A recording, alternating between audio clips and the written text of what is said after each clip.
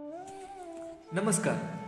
आजचा आपला विषय आहे कोळंबी संवर्धन. कोळंबी संवर्धन क्षेत्रात गोड्या व खाऱ्या पाण्यातील कोळंबी शेतीने एक स्वतःचे स्थान निर्माण केले आहे. कोळंबी शेतीमध्ये भारताने जगातील पहिल्या देशांमध्ये स्थान मिळवले आहे.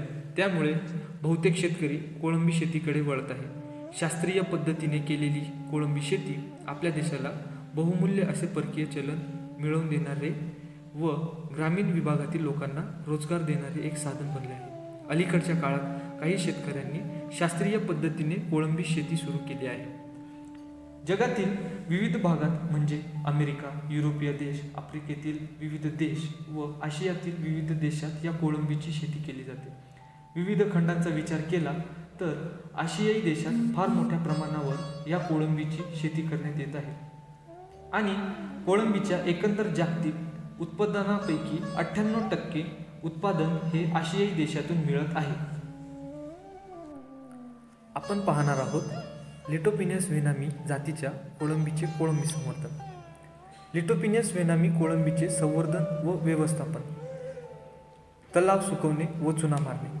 एकदा संवर्धन केल्यानंतर तलावात गाळ राहिला तर पुढील संवर्धनास कोळंबीला रोगाचा प्रादुर्भाव होऊ शकतो, कारण या गाळात कुजलेला मैला, जीवाणू, विषाणू तसेच अन्य रोगांचे DNA असू शकतात. त्यामुळे कुजलेला गाळ काढणे गरजेचे असते. तसेच याकरिता तलाव उन्हामध्ये भेगा पडेपर्यंत सुकवणे आवश्यक असते. तसेच तलावात सामूचे योग्य प्रमाण राखण्याकरिता व कुजलेला गाळ नष्ट करण्याकरिता 100 ppm या प्रमाणात चुना मारणे आवश्यक असते.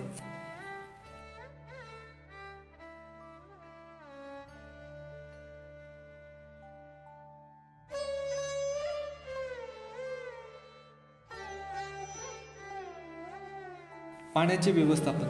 पाण्यामध्ये व्हाईट स्पॉट विषाणू 7 दिवसापर्यंत जिवंत राहू शकतो, असा अहवाल संशोधन मासिकात आहे.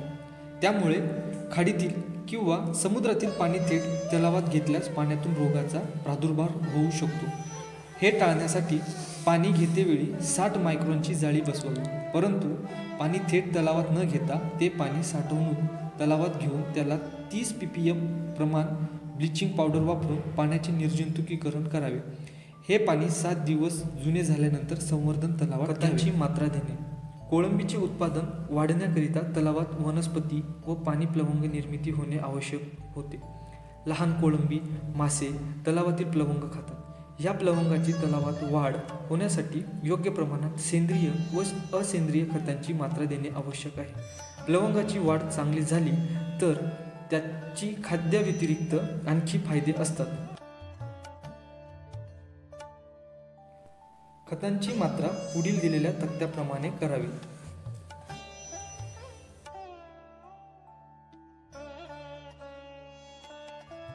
तलावात खतांची शिंपणी केल्यानंतर साधारणतः 4 दिवसात तलावातील पाण्याचा रंग हिरवट होतो. त्यानंतरच तलावात बीज सोडावे. बीज संचयन. मान्यताप्राप्त बीजोत्पादन केंद्रातून रोगमुक्त बीज PL 8 ते 10 खरेदी करावे.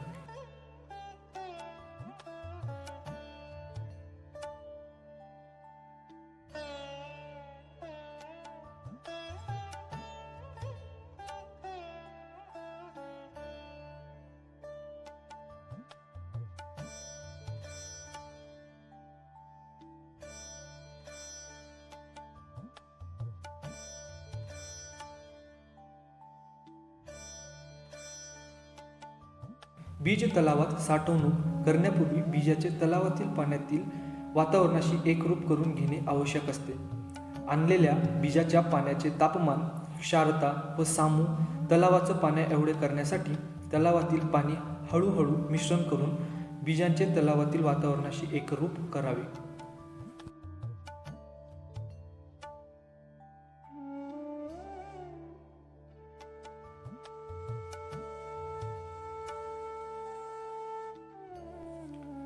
संवर्धनादरम्यान पाण्याचे व्यवस्थापन. कोळंबी संवर्धनाच्या यशाकरिता पाण्याचा दर्जा राखणे आवश्यक आहे. त्यामुळे पाण्याचे दररोज परीक्षण करणे आवश्यक आहे.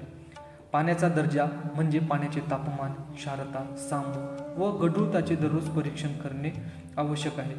संवर्धनादरम्यान पाण्यातील प्राणवायूचे प्रमाण 4 ppm पेक्षा जास्त राखावे व त्याकरिता एअरेटर्सचा वापर करावा. 1 HP प्रति 300 किलो कोळंबी ह्या प्रमाणात एअरेटर्सचा वापर करावा.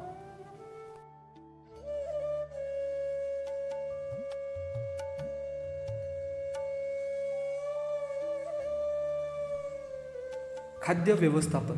कोळंबी संवर्धनाचे यश कोळंबीच्या खाद्य व्यवस्थापनावर अवलंबून असते, कारण कोळंबी संवर्धनामध्ये एकूण खर्चापैकी 50% पेक्षा खर्च खाद्यावर होतो. या कोळंबीला 20 ते 35% प्रथिनेचे खाद्य आवश्यक असते. 1 ग्रॅम ते 15 ग्रॅम वजनाच्या कोळंबीला खाद्य देण्याचे प्रमाण 6.6 ते 16% असून 15 ग्रॅमपेक्षा वजनाच्या कोळंबीला खाद्याचे प्रमाण 2% कमी करावे. खाद्य दिवसातून 2 ते 6 वेळा द्यावे. खाद्याचे प्रमाण दिवसा कमी ठेवून संध्याकाळी व रात्रीच्या वेळी जास्त असावे. कोळंबीला दिलेला खाद्य सेवन केले किंवा नाही याची तपासणी तलावात चेक-ट्रे ठेवून करावी आणि चेक-ट्रेमध्ये 1% खाद्य टाकावे. चेक-ट्रेमधील निरीक्षणावरून खाद्याचे प्रमाण कमी जास्त करावे. खाद्याचे व्यवस्थापन योग्य रीतीने केल्यास खाद्य रूपांतर गुणांक प्रमाण 1:1 ते 1:4 राखणे शक्य होते.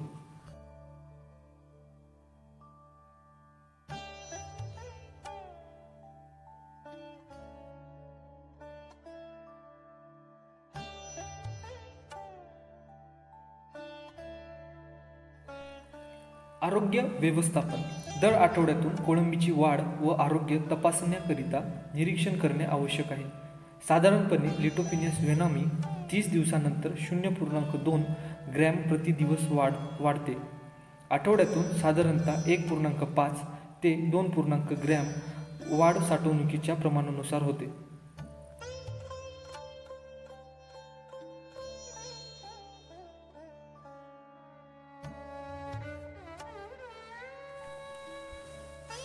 तलावातील कुजलेले खाद्य व सांडपाणी निर्मूलन व्यवस्था. कोळंबी तलावातील विष्ठा, न खाल्लेले खाद्य व इतर कुजलेले पदार्थ तलावातून काढून टाकणे गरजेचे राहते. कुजलेले पदार्थ तलावात असल्यास पाण्याची प्रत खराब होते व कोळंबीवर त्याचा परिणाम होतो. याकरिता तलावातील सांडपाणी निर्मूलनाकरिता मध्यवर्ती सिमेंट कॉन्क्रीटचा खड्डा तयार केला जातो. तलावाला चौबाजूंनी उतार देऊन व प्राणवायू यंत्रणेची दिशा अशा प्रकारे राखली जाते जेणेकरून तलावातील सर्व अनावश्यक खाद्यपदार्थ मधोमध मध्यवर्ती खड्ड्याजवळ जमा होईल व त्यानंतर हे अनावश्यक पदार्थ सांडपाणी मध्यवर्ती खड्ड्यामधून PVC पाईपाद्वारे बाहेर काढून टाकले जाते.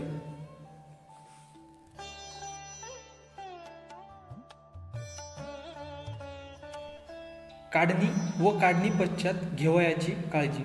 लिटोपिनियस व्हेनॉमी ही कोळंबी तलावातील पाण्याच्या थरात पोहत असल्यामुळे या कोळंबीची काढणी जास्तीत जास्त फेक जाळे किंवा ओढ जाळे वापरून करावी. नंतर शिल्लक राहिलेली कोळंबी तलाव रिकामा करून पकडावी. कोळंबी काढणी जास्तीत जास्त 6 तासांमध्ये करावी. टायगर कोळंबीपेक्षा वनामी कोळंबी लवकर खराब होत असल्यामुळे बर्फाचा वापर करावा व तसेच काढणीपूर्व बर्फाची तयारी करावी.